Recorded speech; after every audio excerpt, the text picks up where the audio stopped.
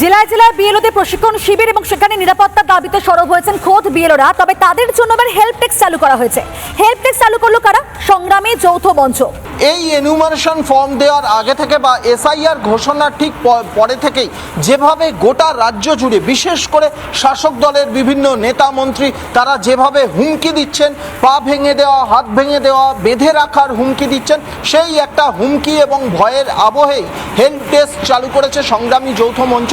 সেই সংগ্রামী যৌথ মঞ্চের অধীনে যারা রয়েছেন তাদের অনেকেই বিএলওর কাজ করছেন। তারা দুটি হেল্পলাইন নাম্বার চালু করেছেন, দুটি মোবাইল নাম্বার দিয়েছেন।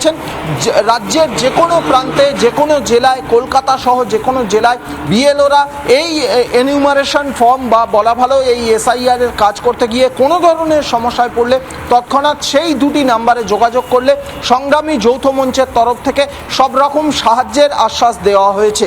তবে শহর কলকাতা থেকে জেলা বা কলকাতা থেকে দূরবর্তী যে কোনো জেলায় এই ধরনের পরিস্থিতির শিকার হলে বিএলওরা তৎক্ষণাৎ সেই দুটি নাম্বারে ফোন করলে এই হেল্প ডেস্কে চলে আসবে এবং সেখান থেকে সংগ্রামী যৌথ মঞ্চের যিনি আহ্বায়ক ভাস্কর ঘোষ তিনি বলছেন যে তৎক্ষণাৎ সেখানে যতটা তারা পারছেন ততটা হেল্প করার চেষ্টা করবেন।